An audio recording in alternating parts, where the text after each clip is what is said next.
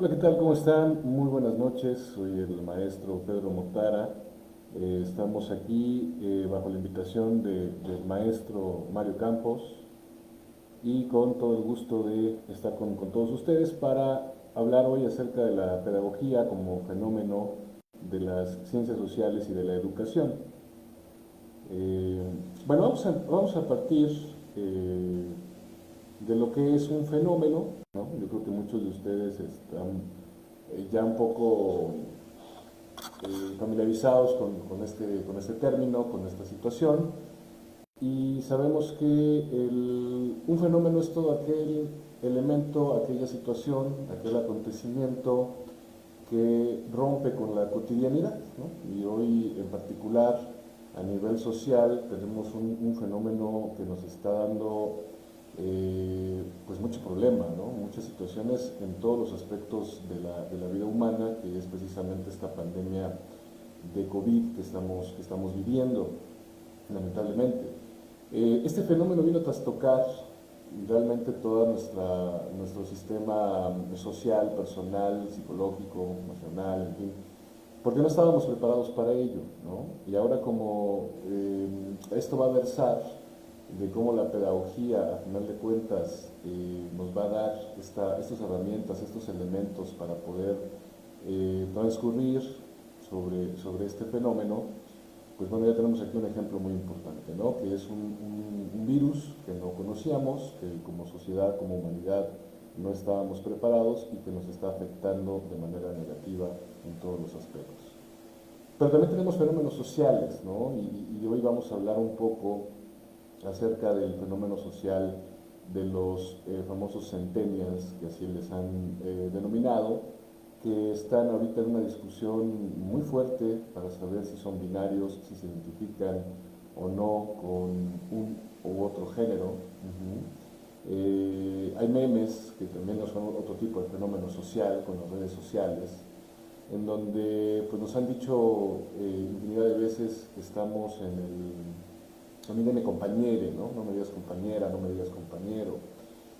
Y vamos a ver aquí cómo la educación, al final de cuentas, sigue siendo copartícipe directa de, esta, de este nuevo fenómeno, de esta nueva situación social en la que estamos inmersos, al final de cuentas, todos, ¿no? Vamos a ver esa parte. ¿Quién nos identifica, ¿no? Desde el aspecto pedagógico y desde el aspecto psicológico, cómo nos identificamos con un género determinado, ¿no? Sabemos, o vamos a recordar, que el género humano solamente son dos, ¿no? Que es el hombre, la mujer, el macho, la hembra, en fin, ¿no? Y que aparte del género, pues tenemos un sexo masculino o femenino y tenemos también esta parte de la identidad, que, que aquí viene la educación por primera instancia. El hecho de identificarte como una persona con un género, con un sexo y con un género, al final de cuentas, nos va a dar muchísimas situaciones que la propia educación nos va manifestando. Nos educan en el sexo para ser hombres y mujeres. Y nos van diciendo desde pequeños, desde casa, cómo debemos actuar, cómo debemos comportarnos de acuerdo a nuestro sexo, ser hombre o mujer. Nos visten de azul cuando somos niños y toda la recámara y toda la ropa de un niño, un varón, pues es azul y toda la ropa y todos los accesorios son de una niña. Y entonces nos empiezan a enseñar, a educar, al final de cuentas, para convertirnos precisamente y comportarnos y adecuarnos de acuerdo a ese sexo. Y después viene el género, ¿no? Que es lo que yo les decía, ese género femenino y masculino en el cual a veces no te sientes identificado con tu sexo. Puede ser el sexo hombre, pero te sientes identificado como mujer. Y aquí viene esta gran problemática para la sociedad y para la educación actual que tenemos, ¿no? Cómo vamos a transcurrir y cómo vamos a discurrir con esta nueva generación que no tiene mucho, que tendrá 20 años más o menos, que empieza a tener esta parte de identificación de género y de sentirse como un sexo diferente al que tiene de nacimiento. Y aquí entra la educación, y aquí entra la pedagogía también, ¿no? Nos hablan esta sociedad centennial, nos hablan estas nuevas generaciones y nos han catalogado a las personas de 40 para arriba que somos la generación de cemento o la generación de hierro porque no sentimos, porque nada nos afecta, pero también así nos enseñaron, ¿no? Y vamos a partir de la educación como fenómeno social desde casa partiendo de estos elementos. Muchos de ustedes, muchos de sus padres, muchos de mis contemporáneos de 40 años para arriba, pues nos educaron a seguir reglas, a mantenernos callados, a aceptar todo lo que nos decían sin cuestionar, sin preguntar, hablar de usted a la gente adulta, y eso hablaba de educación, ¿no? Y eso nos decía que somos bien educados. ¿Por qué? Porque seguimos normas, seguimos reglas, porque nos comportamos de acuerdo a nuestro género, a nuestro sexo, a nuestra edad. No hablábamos en esa época de psicología ni de psicólogos para atender algunos trastornos de personalidad, de conducta, algunos aspectos emocionales. Todo se arreglaba con gritos, en muchos casos, con la chancla voladora, que también se han hecho memes de ellos, con una nalgada a tiempo. Y esa era la educación de esa época. Esa era la educación que nos tocó vivir a muchos de nosotros. Y ahora tenemos un contexto diferente en esta educación actual. Recordemos que en la escuela la máxima o la premisa más importante era la letra con sangre entra, ¿no? Todavía hasta los 90s, finales de los 80s, principios de los 90s, 92, más o menos por ahí, 92, 93, que viene una reforma en donde ya hay derechos de los niños muy marcados, muy establecidos, pues bueno, nos brindan otro tipo de educación en donde el pedagogo, el psicólogo, el educando y el docente comenzamos a tener otro tipo de situaciones, ¿no? Y todo el mundo nos enseñó nuestros derechos, todo el mundo nos enseñó lo que debíamos respetar y hacer respetar para nosotros, pero pocas veces nos enseñaron las obligaciones, ¿no? Esa parte que ahora tenemos con esta nueva generación en la actualidad, donde la educación es completamente diferente, en donde aquí ya podemos cuestionar, ya podemos preguntar, ya podemos incluso decirle a las personas adultas o mayores o con algún cargo, algún rango diferente al nuestro, no o por qué. Y ya no estamos con la respuesta misma de porque lo digo yo, porque soy tu padre, porque soy el docente, ya no nos, o ya no le satisface esa idea de pronto a esta nueva generación mal llamada, digo yo, de cristal, ¿no? Porque así es la educación actual que tenemos, porque así se ha conformado esta nueva educación para poder estar inmersos. Y ahora viene la pregunta, ahora viene la situación. Como pedagogos, como psicólogos, ¿qué estamos haciendo para afrontar y coadyuvar y conllevar a esta nueva generación? Es bien importante identificar, si bien hay cosas que de repente escuchamos por ahí, ¿no? Los tiempos han cambiado, es que son niños que tienen otro chip, eso no es cierto.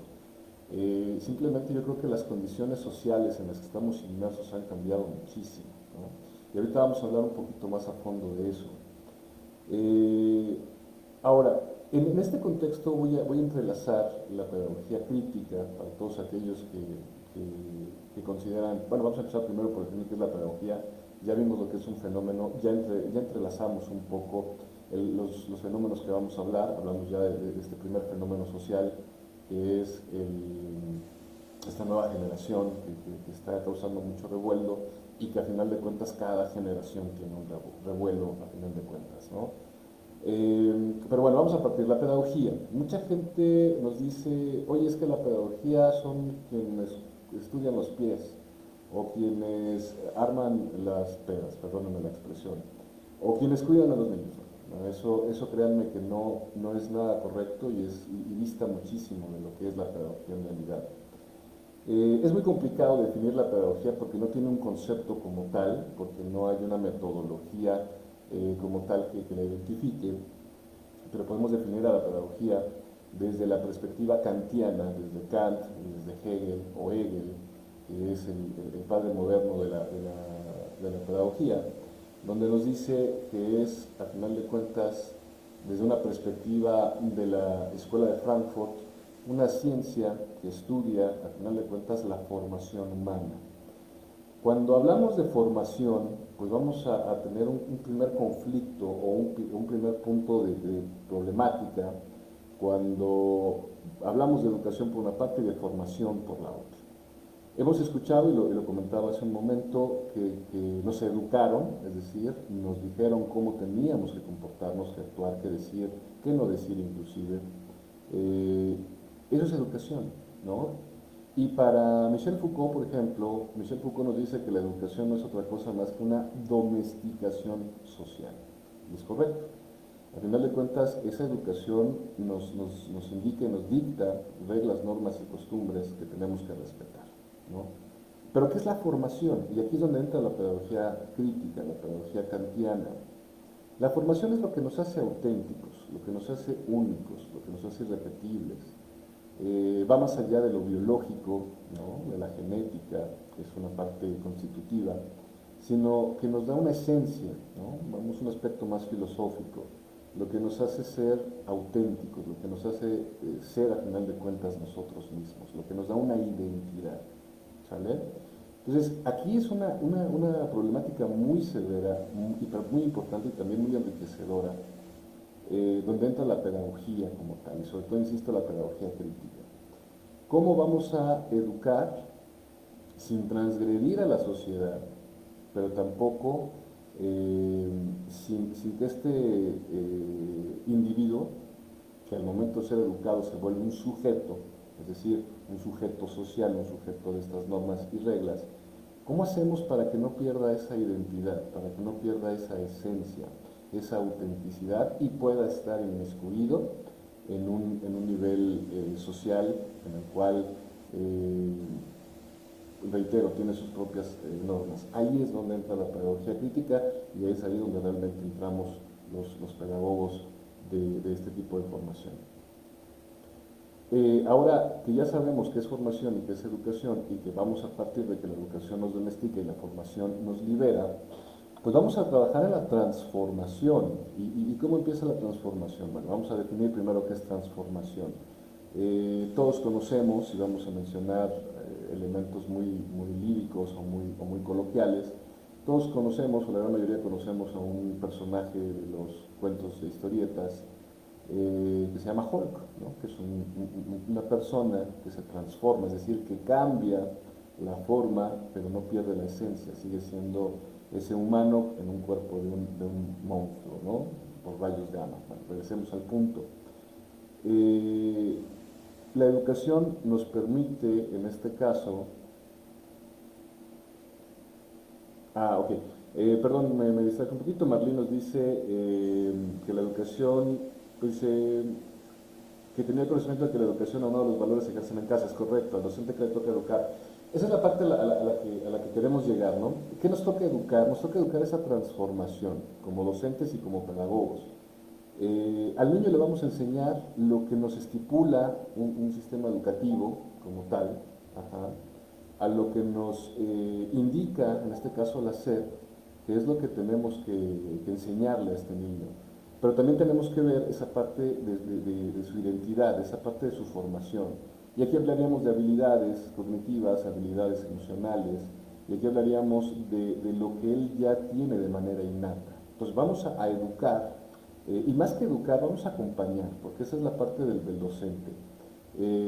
No vamos, vamos a enseñarle o vamos a tratar de acompañar en ese proceso de enseñanza al alumno a cómo explotar estas cualidades que él tiene únicas, de su autenticidad, estas habilidades con las que él ya trajo, con las que él ya le regalaron sus padres, que, bueno, permítanme la expresión, genéticamente hablando, que no todos tenemos.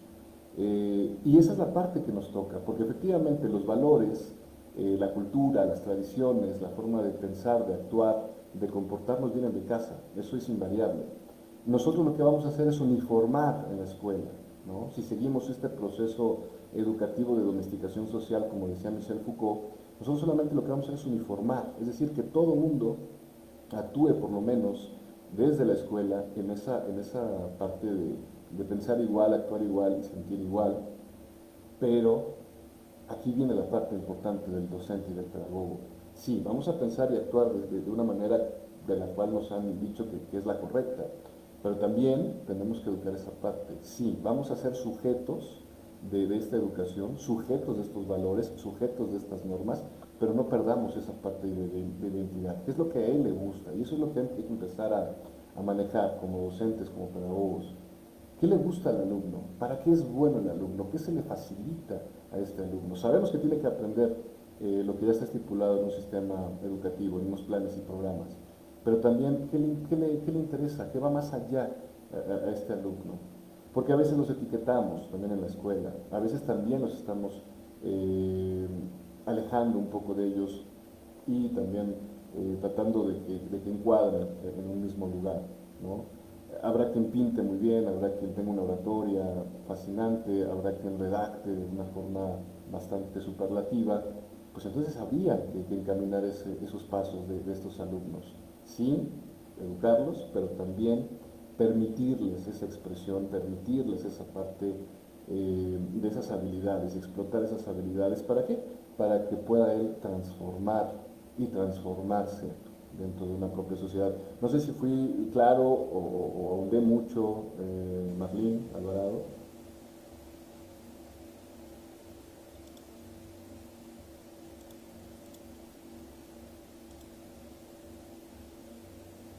Y bueno, vamos a regresar en este aspecto del fenómeno. Ahora tenemos en esta parte de educación, en la cual viene otra brecha generacional y la estamos viviendo eh, con la pandemia, que era el primer punto que trabajamos. La pandemia nos desnudó por completo en el aspecto educativo, ya en el aspecto práctico, el hecho de estar en una virtualidad y nos desnudó en esos dos polos, en esas dos extensiones que tenemos. Por un lado, el niño ha sido rodeado y en su educación ha sido permanente y perenne desde que él nace la tecnología. Una tecnología en la cual un niño de 3 4 años puede tener un dispositivo electrónico y como es tan amigable el sistema operativo que maneja, pues bueno, él puede estar navegando por internet, viendo videos, tomando clases, haciendo juegos, en fin. Cuando llega la pandemia y nos dicen, y vamos a hablar únicamente educativo, no nos vamos a meter ni en lo económico ni en lo social. Cuando llega la pandemia y nos dicen, tenemos que tomar clases en línea o la virtualidad, ahí comienza un problema sustancial también, ¿no?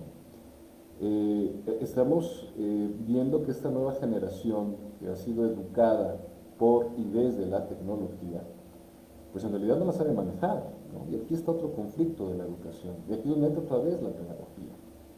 Porque el niño sabe bajar videos de algún streaming, el niño sabrá utilizar un teléfono, una tableta, una computadora, pero cuando nos adentramos al hecho educativo, al hecho del proceso de enseñanza-aprendizaje, ahí vimos que el alumno no tiene no es esa habilidad, sino que no tiene esa situación de cotidianidad para poder entablar un proceso de enseñanza-aprendizaje. ¿Por qué? Porque volviendo al aspecto que decía Marlene, en este sistema educativo nuestro les enseñamos todavía al alumno a reaccionar, todavía al alumno le enseñamos a responder y no le hemos enseñado a cuestionar. Y es ahí donde entra la pedagogía crítica, y es ahí donde entra esta yuxtaposición entre la formación y la educación misma. ¿Qué pasaría si a estos niños le hubiésemos enseñado primero a cuestionar, a dudar? Y no nada más eso, sino a preguntar de manera correcta. ¿Por qué? Porque la tecnología ya no nos está diciendo, ya no nos está pidiendo desde hace muchos años, ¿no? Si ustedes entran a Google, normalmente lo que hacemos es buscar. ¿Y qué buscas normalmente con una palabra? Pero hay que saber qué buscar en Google, hay que saber qué colocar en esa barra en Google. Porque si no, pues nos pueden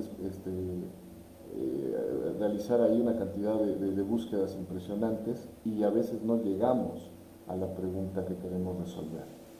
Entonces digo, si ya la tecnología, si ya un buscador que todo el mundo ya conocemos y que ya es muy cotidiano en nuestra vida, nos está diciendo a gritos. Pregúntame correctamente qué es lo que quieres saber para que yo te responda. Nuestro sistema educativo no nos enseñó todavía a cuestionar de manera exacta, correcta, precisa, asertiva. Seguimos aplicando exámenes reactivos, seguimos enseñándole al alumno a responder, y bueno, sería fascinante que respondiera, sino más bien a reaccionar. No lo hemos enseñado a pensar, no lo hemos enseñado a analizar y le hemos quitado esa parte de la formación, ¿no? Lo hemos uniformado otra vez. Y esta es otra gran problemática, porque al docente que tampoco estaba tan vinculado con la tecnología, que tampoco le pareció en el mejor de los casos apropiado prepararse para, para dar un curso desde la tecnología, pues bueno, también tuvieron, y muchos docentes tuvieron esta problemática ¿y ahora qué hago? Si estoy acostumbrado a una diapositiva en PowerPoint y a proyectar algo en el retroproyector o en el cañón, como lo conocemos, y ahora tengo que ocupar una plataforma digital en la cual tengo que compartir pantalla, tengo que hacer el mismo proceso de enseñanza-aprendizaje, pero hablándole a una cámara y ya no viendo ese contacto humano, ¿no? Que esa parte también es fundamental en la formación de estos individuos. Recordemos que cuando nosotros como docentes y como pedagogos o como psicólogos tenemos en nuestras manos a una persona, estamos trayendo a un sujeto, estamos confrontándonos o estamos visualizándonos a un sujeto. Este sujeto que, reitero, está inmerso en estas normas y reglas. Pero ¿qué hace un psicólogo, por ejemplo, en un aspecto clínico? Bueno, pues busca esa parte personal, esa parte de su formación, esa parte de a ver qué te duele y con base en ello, pues vamos a trabajarlo. ¿Y qué hacemos los docentes o qué hacemos los pedagogos? Bueno, tendríamos que hacer lo mismo. ¿Qué te gusta? ¿Cómo te gusta? Y entonces con base en ello, hacer una planeación efectiva que nos permita enseñarle y que el alumno realmente aprenda. Eso no lo hicimos de manera presencial. Ese contacto que a veces muchas de las ocasiones el alumno era el único lugar donde se podía refugiar, el único lugar donde podía tener atención, el único lugar incluso donde podía expresarse, se pierde. Y nos vamos a una virtualidad donde ambos polos, insisto, nos exhibieron de una manera terrible. El docente no supo cómo transmitir ese conocimiento, cómo compartir ese conocimiento, y el alumno no supo cómo aprender. Y vamos a tener un rezago educativo ahí bastante severo, porque al final de cuentas no somos autocríticos, y lo más importante, el alumno no es autodidacta, el alumno no sabe aprender porque no le hemos enseñado, porque no está educado por un sistema educativo mexicano en este caso, a que aprenda por sí mismo. No le hemos enseñado a preguntar, no le hemos enseñado a dudar y no le hemos enseñado a partir de hipótesis y de elementos para poder comprobarlos, ¿no? Esa es la parte medular de la formación y de la educación. Y este fenómeno social que ya platicábamos ahora de los binarios en un principio y ahora de la pandemia que todavía seguimos viviendo, pues sigue atacando esa parte de la formación, ¿no? Sigue atacando muchos elementos en donde estamos dejando el aspecto socioemocional, las frustraciones, tanto del alumno como del docente, ¿no? Y ahí es donde otra vez vuelve la pedagogía. Y tendría como un análisis de este fenómeno social. ¿Cómo hacer que el alumno, cómo hacer que el docente se sienta otra vez copartícipe de un proceso de enseñanza-aprendizaje crítico? ¿Cómo hacer ahora que esta nueva generación, estos nuevos jóvenes, que para empezar no tienen una identidad como tal, que para empezar quieren hablar de un lenguaje inclusivo, en donde todos seamos, a final de cuentas, humanos, donde todos, a final de cuentas, nos identifiquemos con esa parte formativa, con esa parte de nuestra identidad, de nuestra autenticidad? Y están peleando y se están enfrentando a muchas paredes esta nueva generación, porque ellos sí hablan de una formación.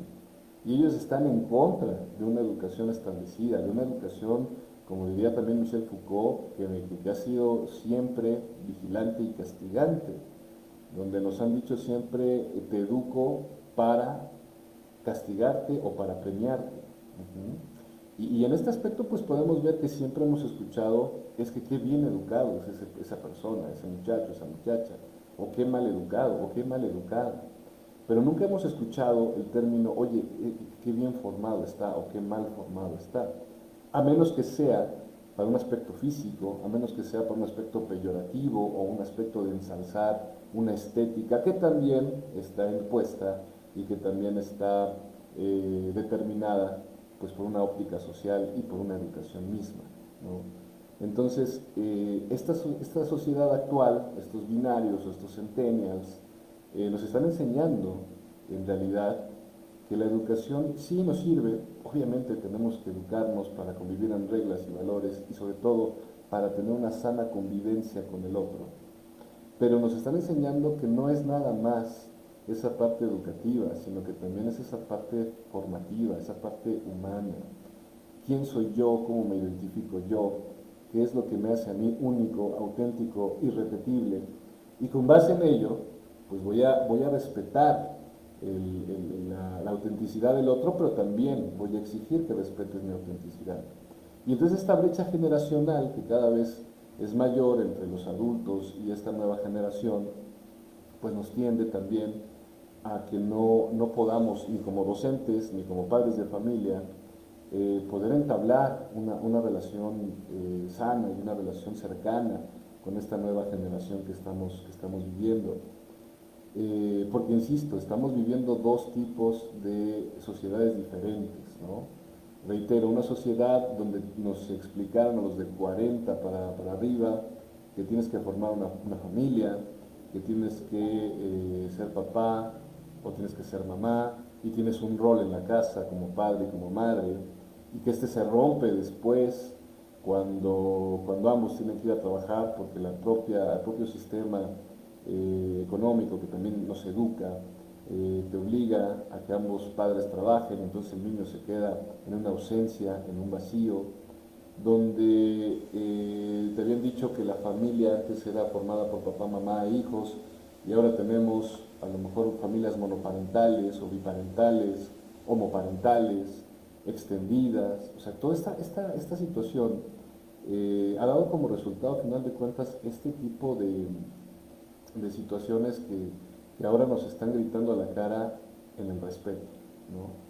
En el respeto y sobre todo en esa parte, reitero, de la identidad. Yo me identifico como partiendo desde mi formación, partiendo desde mi autenticidad, no estoy en contra de lo establecido, simplemente estoy, o se está transformando, volvemos al punto de la transformación, la forma de contacto humano y la forma de relaciones humanas que estamos teniendo en la actualidad.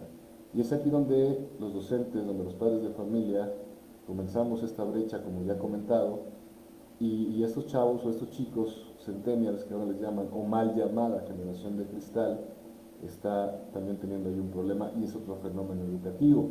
¿Por qué? Porque todos nosotros, o por lo menos, insisto, parte de su generación, que ustedes son muy jóvenes y de los 40 para arriba, todos tuvimos en algún momento un apodo en la familia, ¿no? Porque el primer contacto que nos hace sentir bien o mal es la familia, no hay más. Y entonces el primer apodo que siempre recibimos pues fue en la familia, estamos hablando de educación aquí. Y entonces todos tenemos o todos conocemos en algún momento dado de la familia, o tenemos un primo o un tío o alguien en la familia que le decimos el negro, que le decimos el gordo, que le decimos el alto, o le ponemos un apelativo. Ahora, ¿qué pasa con eso? La generación anterior, o a la que estamos viviendo, pues te decía, es para formar carácter, ¿no? Ahora le llamamos bullying. Pero en nuestra generación, reitero, nos educaron a quedarnos callados y aceptar, y a decir a todos, sí señor. Entonces aceptabas, pues sin bronca, ese apelativo, ese apodo, que normalmente tenía que ver con alguna característica cognitiva o alguna característica física. Y entonces, bueno, sobrevivías, porque esa era la palabra, sobrevivías con eso, porque si es una violencia. y era una violencia simbólica. Esta violencia todavía es más fuerte y más contraproducente que una violencia física o psicológica. Entonces nacimos, crecimos y vivimos y sobrevivimos con violencia simbólica. Las nuevas generaciones, al darse cuenta que no estaba padre, que no era para nada aceptable ni se sentía bien tener un apelativo, que por mucho que fuera de cariño, eh, te hacía sentir en un malestar, no estabas en un bienestar, pues ellos son los primeros que dicen, ¿sabes qué? Vamos a acabar con el bullying, o con este acoso, o con en esta parte del, pues de la agresión, porque eso es lo que es, y entonces empezaron a decirnos, no queremos apelativos, no queremos apodos, no queremos sobrenombres, y empezamos a mencionar, tengo un nombre como tal, o yo inclusive tengo un avatar, o yo inclusive tengo una personalidad, la cual la voy a defender, la cual la voy a tratar de establecer. Y esta es otra parte de este fenómeno social que nos toca vivir en la actualidad. ¿Cómo vamos a poder establecer ahora vínculos de comunicación? Pues desde lo más básico, hablándonos con respeto, hablándonos tal vez por nuestro nombre, ¿no? Nada nos cuesta aprender el nombre de cualquiera de nosotros, ¿no? Porque eso también es parte de lo que nos identifica, aunque respondemos a ese nombre, a final de cuentas eso es lo que nos identifica. Yo creo que sería, desde mi perspectiva, una parte ideal hablarnos por nuestro nombre, ¿no? Y sería también importante preguntarle al alumno, oye, ¿qué nombre te gustaría? He tenido la experiencia ya a nivel universitario que uno de mis alumnos de la maestría en pedagogía me dijo, mi nombre es fulanito, pero quiero que me digas Emilio, porque a él le gustaba un libro que todos los pedagogos llevamos en la universidad, que es el Emilio o de la educación de Juan Jacobo Rousseau. Y él es Emilio, él no se llama Emilio, él no le impusieron ese nombre, pero él se autonombró y se autodenominó Emilio. Y él se siente bien. Y él dice, yo no quiero que me hables por mi género o por mi sexo, yo quiero que me hables como lo que a mí me gusta. Y eso es lo que a veces nos cuesta trabajo, ¿no? Ahora inclusive los apelativos son diferentes. Y esa es parte de este fenómeno social, este fenómeno educativo al que estamos confrontándonos. Y si no nos preparamos desde una pedagogía crítica, y si no le damos estas herramientas a los docentes de las nuevas generaciones y a los docentes que ya estamos frente a grupo, para atacar, o no para atacar, sino para coadyuvar y para convivir y para coexistir con estos seres humanos, porque a veces nos olvidan que estamos hablando con seres humanos, por una parte, y dos, que también estuvimos ahí sentados. Que estamos hablando con humanos que tienen pasiones, que tienen fobias, que tienen filias, y que también tienen una identidad y una formación muy diferente cada uno de ellos, y que el punto denominador cuando van a la escuela es uniformar. ¿Por qué? Porque aquí también vendrían muchas cosas, ¿no? Habrá quien sea hijo único, por ejemplo, que ahorita ya es muy común tener un hijo único, y tenga una forma de crianza diferente en casa. Y al niño que nunca lo regaña, nunca le ponen un límite, al niño que es sobreprotegido, y llegan a la escuela y todos ellos convergen en el salón de clases, ¿no? Retomando esta parte de la educación y retomando esta parte de la nueva pedagogía crítica. Tengo diferentes individuos, diferentes almas ahí que tengo que uniformarles, que tengo que enseñarles a comportarse de acuerdo a lo que a mí me establece como sistema educativo, porque también la crianza ya es diferente cada uno de nosotros. Pero no puedo perder de vista, o no debemos perder de vista esta parte de la esencia, esta parte de lo individual, esta parte de la autenticidad. Y eso obviamente, ¿cómo se llega? Pues bueno, a liberar. Tenemos que, diría Paulo Freire, tenemos que empezar a liberar al sujeto, ya no ser una pedagogía del opresor, ya no vigilar y castigar, sino acompañar. Y no con esto quiero decir que seamos amigos, porque no se puede ser amigos. El docente tiene que ser siempre docente, el papá siempre tiene que ser un padre, que tiene que tener un cambio en la crianza, que tiene que estar también madurando y creciendo con los hijos. porque las nuevas generaciones, como muchos de ustedes, que ya son generaciones más recientes a la mía, y no hablemos de los menores entre 16 y 20 años, por ejemplo, ellos ya no pretenden ser papás, ¿no? Ellos ya pretenden a lo mejor tener, si bien les va una pareja, y vivir con ella o con él, dependiendo del caso y la preferencia, pero ya no tener la responsabilidad de un hijo. Tal vez una mascota, pero ya no un hijo como tal. Porque ya no les interesa esa parte. Porque ellos ya no fueron educados y ya no fueron criados con esa situación de que a la niña hay que ponerle una muñeca cuando es infante y al niño comprarle carritos. Esa parte también ya cambió en ellos. También hay una especie de conciencia que a veces a los adultos les pega. Porque el adulto todavía está sujeto a esas tradiciones, a esas costumbres. El adulto actual todavía piensa que la familia tendría que ser como a él le enseñaron. Y esa generación, que ahorita tiene entre 30 para abajo, pues ya nació con ese tipo de familias que ya lo he mencionado anteriormente, ¿no? Monoparentales, biparentales, extendidas, del mismo género, inclusive, del mismo sexo, inclusive.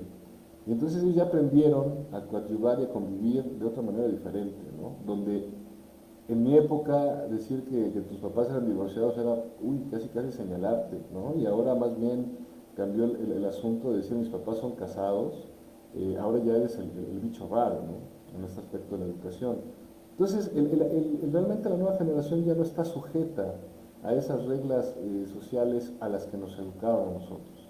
Y si como pedagogos, docentes y padres de familia no entendemos que las nuevas generaciones ya no están sujetas a esta parte, sino que ya van partiendo desde esa individualidad, sí respetan las normas, sí respetan las reglas, pero ya deciden por sí mismos y también ya toman esas decisiones basadas en lo que ellos creen conveniente y que estamos rompiendo los moldes también de las familias muéganos, ¿no? Que eran así como que todo el mundo ahí.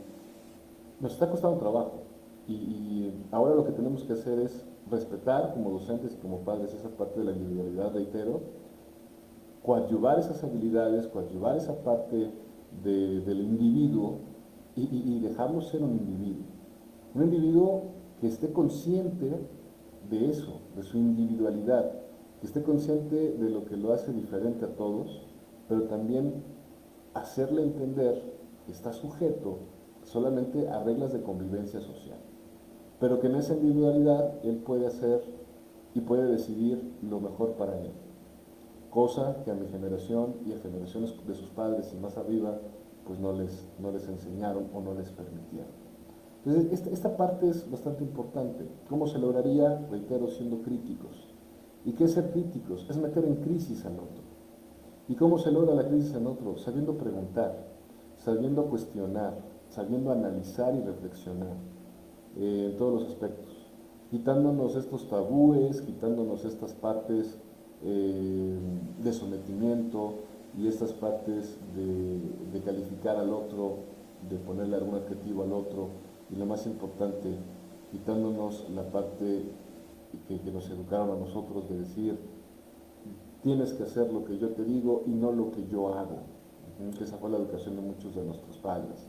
Soy tu padre o soy tu madre y tú tienes que hacer lo que yo te digo, pero no tienes que hacer lo que yo hago. Y entonces nos enseñaron a juzgar, ¿no? Entonces empieza el castigo, empieza la reprimenda, empieza el escarnio social. Y al mexicano, como cultura, pues también nos encanta hacer escarnio de los demás, enjuiciar al otro, hacer un juicio de valor sin antes criticarnos a nosotros mismos, sin antes tener una crisis nosotros y poner en crisis al otro, que eso es la crítica, eso es criticar. Nos enseñaron a enjuiciar, nos enseñaron a poner adjetivos, nos enseñaron a ser criticones, no críticos. Y ahora la sociedad actual pues vive en constante crítica y vive en constante crisis. Y no me refiero a una crisis emocional o a una crisis psíquica o a una crisis psicológica. Me refiero a una crisis porque siempre están cuestionándose, porque siempre está... ¿Qué viene después de una crisis?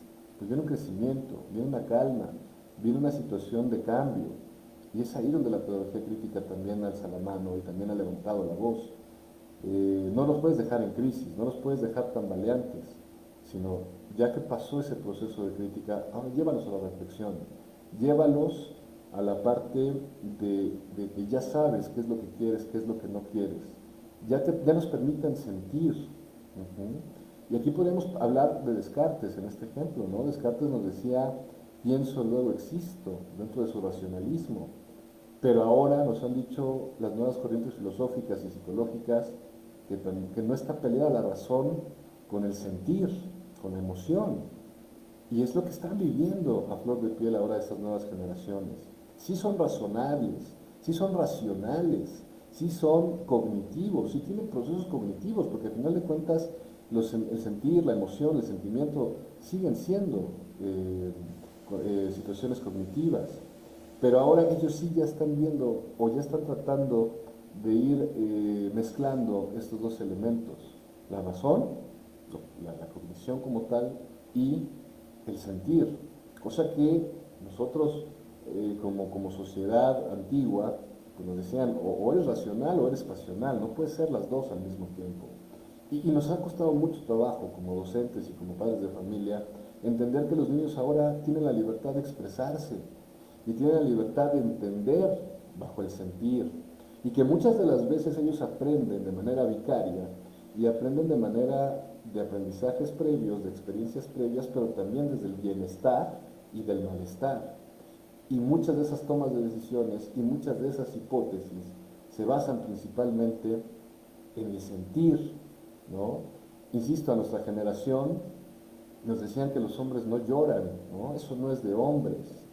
Y las mujeres pueden demostrar sentimientos sin problema. Así nos educaron nuestra generación.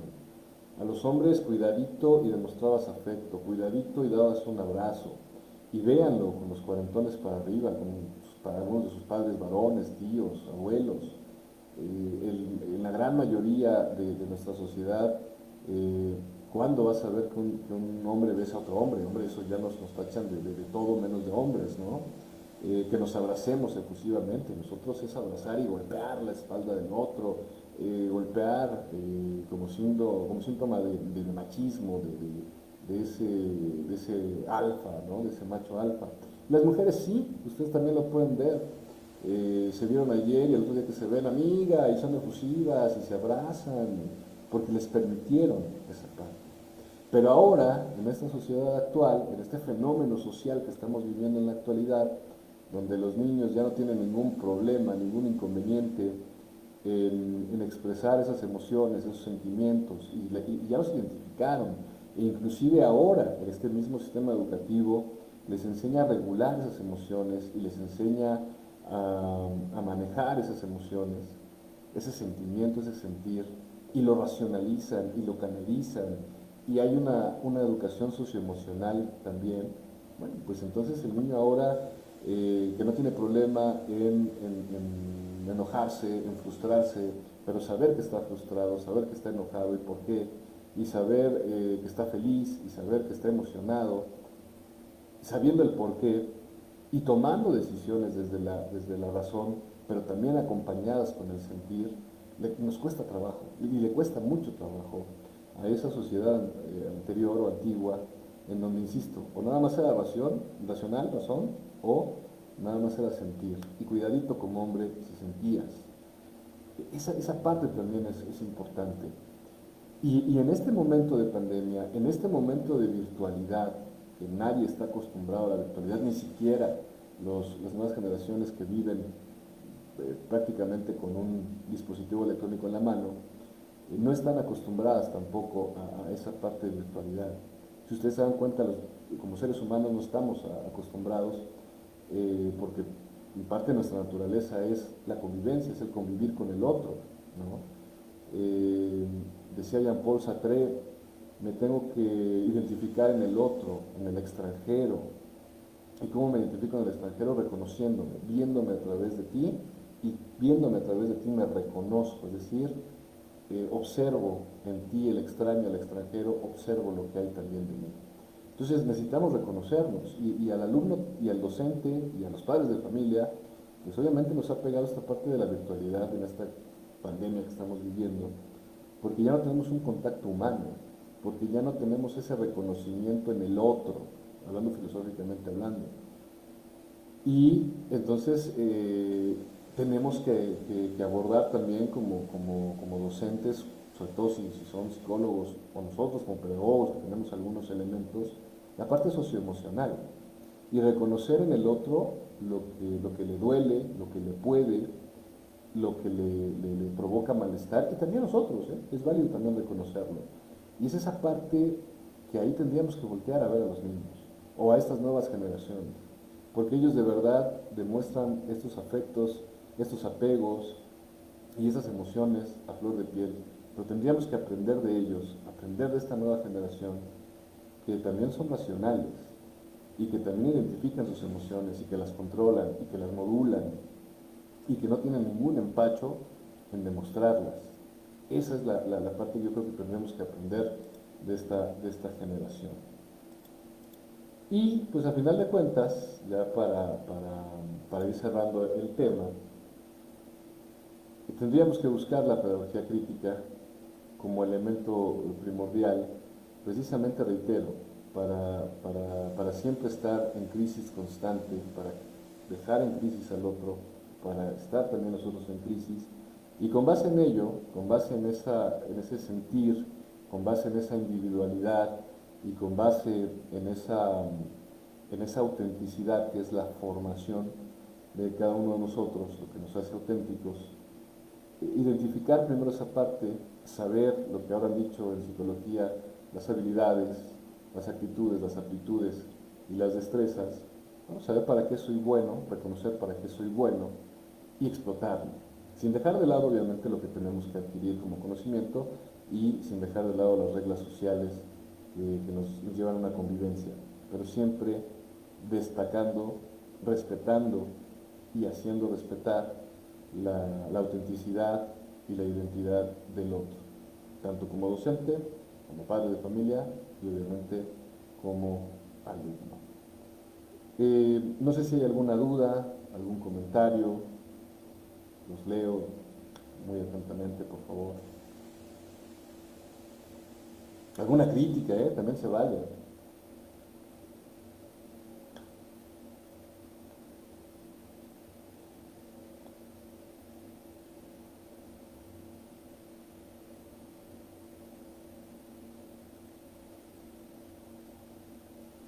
Buenas noches, Valchilpa, ¿cómo estás?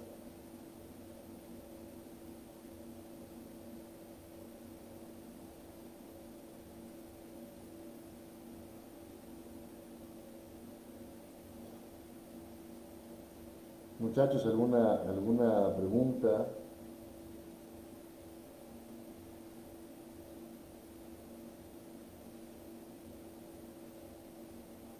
Mario, ¿alguna pregunta?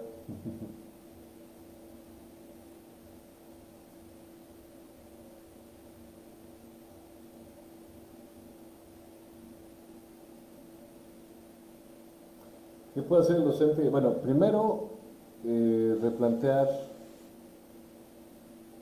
Gracias, Val, un abrazote, amiga. ¿Qué puede hacer el docente ante la nueva normalidad? Bueno, para empezar, aquí viene una pregunta muy buena. ¿Qué es lo normal? ¿No? Y eso es lo que esta nueva generación nos está enseñando, ¿no? ¿Qué es lo normal? En realidad, ¿qué es lo normal? Bueno, pues lo que establece la sociedad y nos dice es lo que tienes que actuar, ¿no? Lo que tienes que vivir o cómo tienes que comportarte. Eso es lo normal. Vamos a vivir una nueva realidad. Yo le llamaría nueva realidad más que nueva normalidad. Esta nueva realidad es en la que tenemos que cuidarnos primero a nosotros mismos para poder cuidar a los demás. Y si vemos al alumno, realmente créanme que el alumno, desde muy pequeñito hasta el universitario, porque me ha tocado y porque tengo un hijo pequeñín, a veces son más conscientes, y vuelvo al punto, son más racionales o más conscientes que nosotros. Ellos sí se ponen el cubrebocas y difícilmente se lo van a quitar en un espacio no abierto, de verdad, y lo he visto tanto con alumnos universitarios como con pequeños. Eh, se lavan las manos, se cuidan las manos, que son procesos que tendríamos que estar. Ahora, ¿qué vamos a hacer con esta nueva normalidad o esta nueva realidad que estamos viviendo? Tenemos que adaptarnos a ella. Tenemos que enseñarle dice la pregunta de clases híbridas, sí, sí, desde luego, porque habrá quien no quiera todavía salir de casa y ¿qué tenemos que hacer ahora? Ser primero empáticos con el alumnado, como docentes, es la primera parte. Segunda, saber qué es lo que siente. Aquí la pregunta del docente siempre ahora va a ir encaminada a cómo te sientes. Esa es la parte fundamental. Reitero, esta pandemia, este nuevo fenómeno social, este nuevo fenómeno educativo que estamos viviendo, nos develó nuestra parte más humana. Y a mucha gente nos mostró lo mejor, pero también lo peor de cada uno de nosotros. Hay gente que se unió y hay gente que se terminó por distanciarse por completo, familias enteras. Entonces aquí tendríamos que empezar por esa parte. Primero, reconocer en nosotros qué nos afectó, esa es la crítica, como docentes, como padres, y después preguntarle al alumno, y que el alumno te lo va a decir de manera inmediata y de manera natural, ¿cómo te sientes?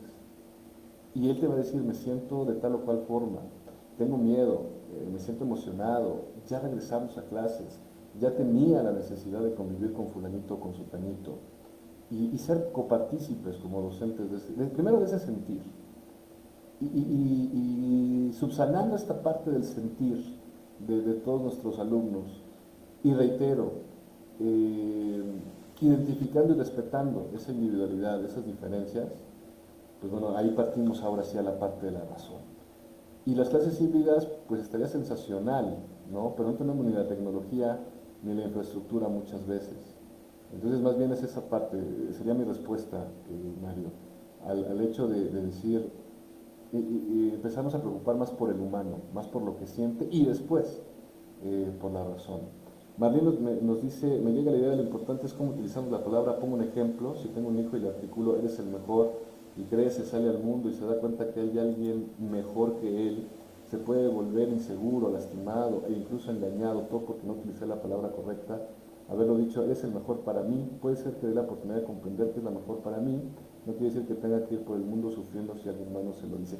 Es correcto, y aquí viene una parte más bien muy importante. Como papás, primero no nos enseñan a ser papás, a nadie, y por mucho que hayamos estudiado psicología, pedagogía o algo que tenga que ver con la formación humana o con la conducta humana.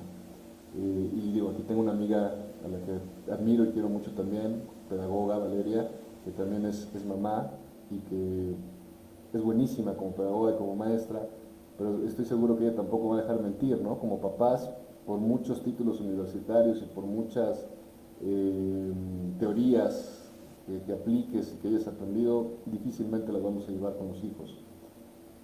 Es importante efectivamente eso, ¿no? Evitar la frustración y buscar el reconocimiento, en el ejemplo que pone Marlene. Siempre ser adecuados, pulcros en nuestras palabras y sobre todo asertivos. Esa sería la palabra indicada. Eres el mejor para mí. ¿Por qué? Porque yo te formé, yo te eduqué, pero ahora te toca a ti transformarte, ¿no? En lo que tú quieras ser. Y darle esa libertad al sujeto que es nuestro hijo. Primero es un sujeto porque es nuestro hijo, entonces depende de un núcleo familiar, el que sea, y como sea este núcleo familiar. Y depende también de nuestras normas, de nuestras creencias, de nuestras costumbres, eh, de, nuestra, de los miedos irracionales y de la forma de pensar de nuestros padres que también pues nos educaron así. Pero siempre darle esa libertad a los hijos, ¿no? Y darle sobre todo esa certeza de que pues ese era el mejor para mí, pero es muy subjetivo. Y que al final de cuentas para mí siempre va a ser lo mejor porque es mi hijo y porque siempre va a estar la subjetividad del padre. Y los que seamos padres, y que tenían mucha razón los papás cuando decían, ya me entenderás cuando seas papá, pues sí, obviamente nuestros hijos son los mejores, así sean el peor del mundo y tengan los defectos más marcados del universo, pues para nosotros van a ser los mejores, ¿no? Por mucho que podamos tratar de ser objetivos en algún momento. Eh, pero pues mejor enseñarles, ¿no? Sus limitaciones y sus potenciales. y no estar buscando ese reconocimiento, y no estar a lo mejor, una cosa es alentarlos, y otra cosa es sobreprotegerlos, y otra cosa es hacerlos en una megalomanía, ¿no? O en un narcisismo, que bueno, eso también ya tendrá que ver con su formación. Yo creo que esa parte también es importante, la comunicación con ellos, eh, que ellos identifiquen esa individualidad, que ellos identifiquen esa parte de lo que hace diferente a mí como papá, a su mamá, a sus hermanos, si es que tuviera, a sus demás amigos. Y que al final de cuentas esto no es una competencia. Y eso créanme, los chicos de ahora lo ven así, no es una competencia. Y ya no me importa si me frustro o no, es parte de la vida. O sea, la frustración ellos ya lo entendieron como parte de la vida. Y aprenden a vivir sin bronca, ¿eh? Y aprenden a aceptar el dolor y aprenden a aceptar la felicidad como algo momentáneo. Y créanme, ellos nos tendrían que enseñar más a nosotros. Karen Campos, muchas gracias por tus palabras. Carly, Jocelyn Raya, igual, muchas gracias. Una alumna que siempre me sigue, te agradezco a ti, al contrario, Carlita, porque siempre estás pendiente de donde me invitan a compartir con ustedes mis ignorancias y lo poquito que he aprendido en este quehacer pedagógico. Gracias realmente a ustedes, Ival, a ti te mando un fuerte abrazo y muchas gracias también, amiga, por seguirme, y obviamente pues a Mario, que en esta locura me hizo copartícipe y me invitó. Hermano, amigo, muchas gracias. Espero que la ponencia primero haya sido clara, que haya sido estructurada para ustedes, que les haya gustado, que hayamos aprendido algo. Eh, Estoy abierto también a más preguntas, a más críticas, o si no, Mario, pues tú nos dices qué hacemos. Gracias, Marlene, muchas gracias. Pues vamos a seguir ahondando mientras Mario nos invita aquí con todo gusto. Digo, esta es una pequeña partecita de una ponencia que tenemos de más de 2 horas, pero siempre es importante escuchar su retroalimentación, sus comentarios. No, gracias a ti, Mario, gracias a ti, como siempre, un placer, un verdadero placer. Y muchas gracias a todos los que se conectaron y muchas gracias a todos los que nos acompañaron. Espero de verdad que haya sido importante. Sí, bueno, dice Mario que la educación es eso, una locura, es correcto, Mario. La educación es una locura bien entendida, no patológicamente hablando, no desde la psicología, pero sí, es una locura que se vive, se disfruta, y así como en su momento a ti te dijeron, Mario, que un requisito fundamental para la psicología es estar loco, bueno, el docente también tiene que tener un poco de locura, porque en la locura hay creatividad y en la locura también hay ese sentir. Y aquel que nos atrevemos a pararnos frente a un grupo y compartir nuestras experiencias y nuestra educación y tratar de coadyuvar con la de ellos, tenemos o debemos tener un poquito de locura. Pues si ya no hay más preguntas, más comentarios, no me queda más que agradecerles a todos. De verdad, muchas gracias, Mario, nuevamente muchas gracias. Y cuando gustes volverme a invitar, con todo gusto, y que nos quiera acompañar, pues más que bienvenidos.